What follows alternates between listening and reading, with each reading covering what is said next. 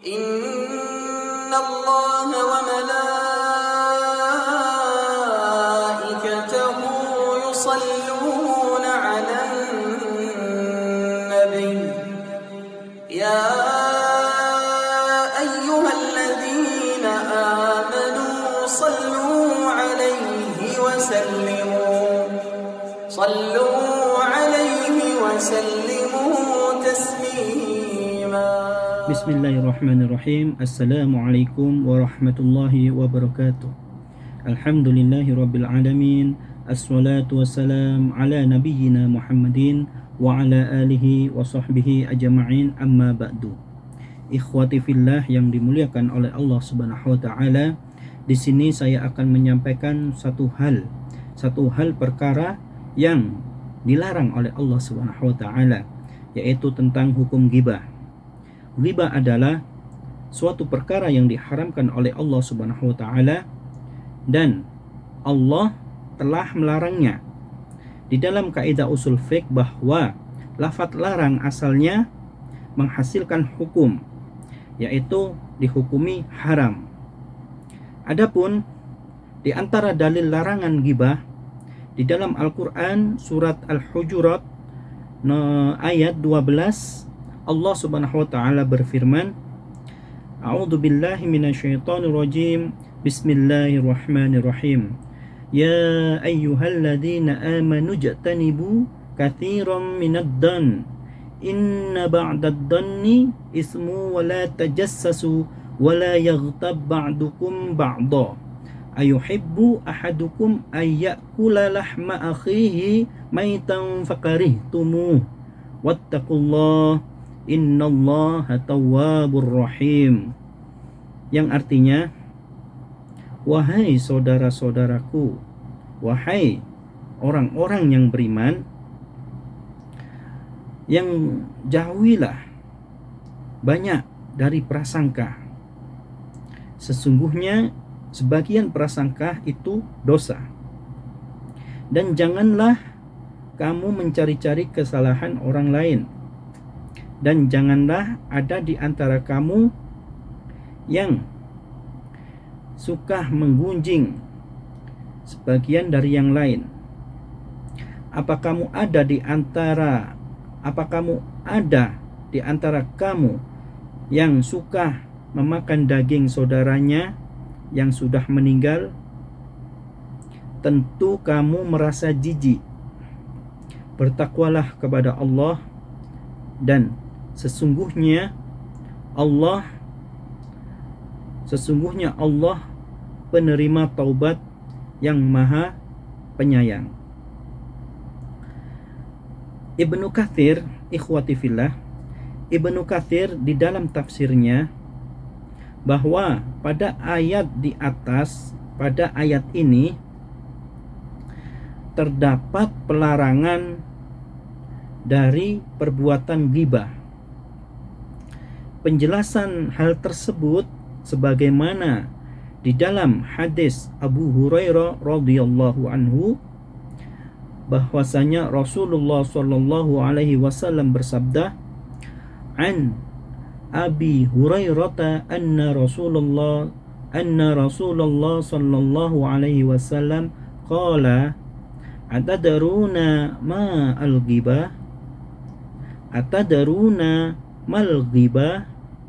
Qalu Allahu wa rasuluhu a'lamu.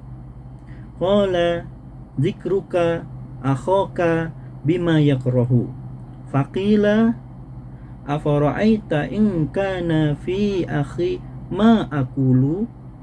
Qala in kana fihi ma taqulu faqadil tabtahu fa'il wa illam yakun fihi ma taqulu faqad bahattahu.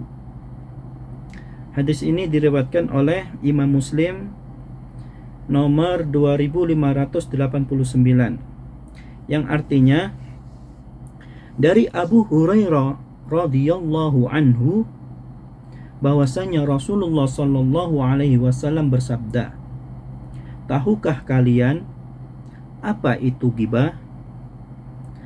Lalu sahabat berkata, Allah dan Rasulnya yang lebih tahu. Rasulullah Shallallahu Alaihi Wasallam bersabda, engkau menyebut saudaramu tentang apa yang dia benci. Beliau ditanya, bagaimana pendapatmu ya Rasulullah? Jika apa yang aku katakan itu benar tentang saudaraku.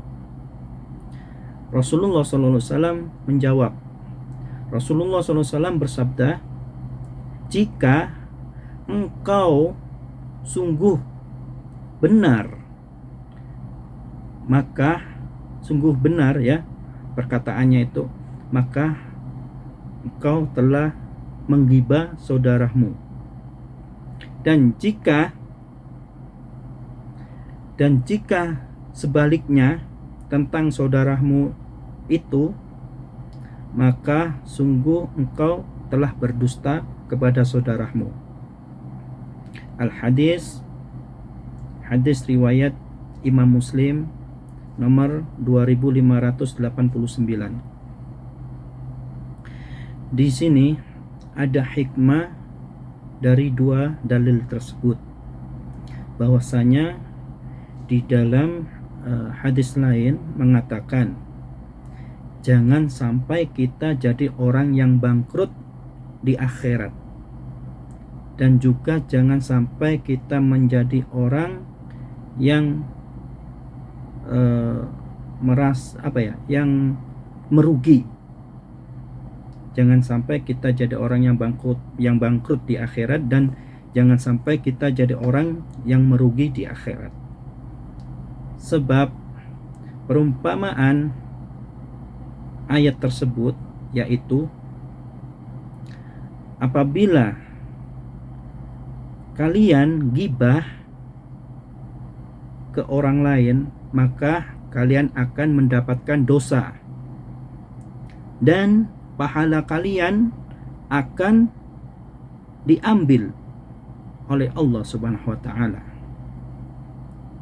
Dan orang yang mendapatkan ghibah atau orang yang digibahi, mereka itu mendapatkan pahala dan dosanya diambil oleh Allah Subhanahu wa taala.